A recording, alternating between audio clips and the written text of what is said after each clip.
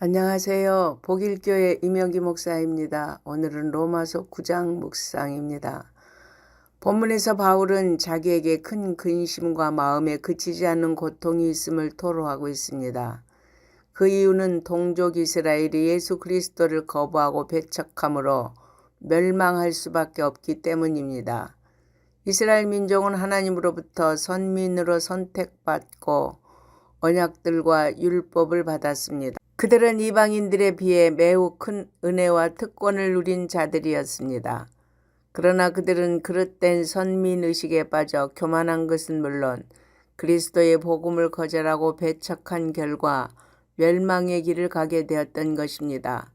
그래서 바울은 동족들을 바라보면서 자신의 애끓는 심정을 토로하고 있는 것입니다.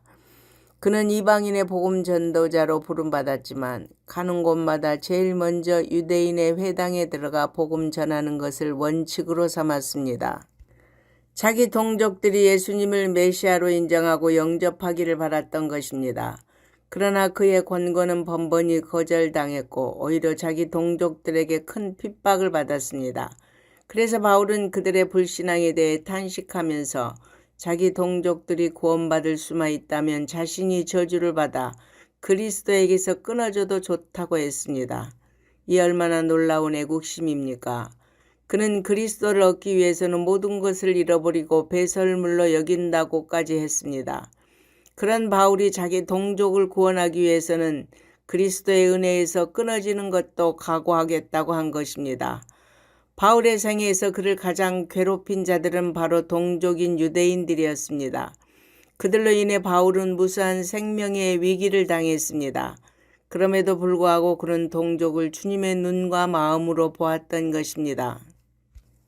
바울은 전 인류의 구원에 대한 하나님의 절대 주권을 강조하면서 이해를 돕기 위해 하나님께서 아브라함의 육적 장자인 이스마엘을 버리고 약속의 자녀인 이삭을 택하신 것과 이삭의 장자인 에서를 버리고 차자인 야곱을 택하여 이스라엘의 계보를 잇게 하신 사실을 예로 들면서 하나님의 절대 주권을 알지 못하고 믿음이 아닌 율법의 행위로 의에 이르려는 자들의 어리석음을 지적합니다. 그러므로 우리는 하나님의 주권적인 은혜로 구원의 은총을 받았다는 이 사실 한 가지만으로도 평생 주님을 찬송하며 감사해야 할 것입니다. 특별히 바울은 인간이 절대 주권을 가지신 하나님의 선택에 대하여 불의하다고 항거할 수 없음을 토기장이의 비유를 들어 설명하고 있습니다. 토기장이가 자기의 의도에 따라 토기를 만들고 혹은 귀하게 혹은 천하게 쓸지라도 토기가 토기장이에게 항변할 수 없듯이 하나님의 주권적 선택을 하나님께 항변할 수 없다는 것입니다. 이러한 사실 앞에서 우리는 더욱 겸손하고 탐심이나 정욕을 내어버리고 깨끗한 그릇으로 만들어가야 하겠습니다. 바울은 하나님의 주권적 선택을 이스라엘과 이방인 모두에게 미침을 설명하고 있습니다. 호세아서를 인용하여 하나님은 아브라함의 후손인 이스라엘만 사랑하시는 것이 아니라 이방인들까지도 구원의 은혜에 참여시키셨다고 했습니다. 또한 이사야의 말씀을 통해서 소수의 남은 자를 구원하실 것을 말씀하셨는데 소수의 남은 자들은 우상에 무릎 꿇지 않고 온갖 고난과 환난을 이기고 거룩한 신앙을 지킨 자들을 말씀합니다. 여러분, 성경에서도 보면 노아 홍수 심판 때도 방주에 탄 노아의 가족들만이 살아남았습니다. 소돔과 고모라를 심판할 때도 의를 지킨 롯만이 구원을 얻었습니다. 출애굽 1세대 중에서는 오직 하나님의 약속과 권능을 믿은 갈렙과 여호수아만이 가나안 땅에 들어갔습니다.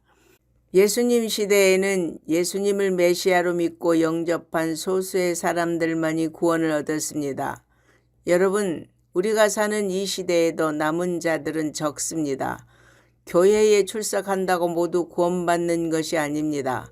어떤 고난이 닥쳐도 하나님을 굳게 믿고 섬기며 세상의 유혹에 물들지 않고 불의와 타협하지 않는 성도들이 곧 남은 자들입니다. 그러므로 여러분, 우리 모두 남은 자들이 되도록 신앙의 정죄를 지키는 성도들이 되시기를 바랍니다. 아멘.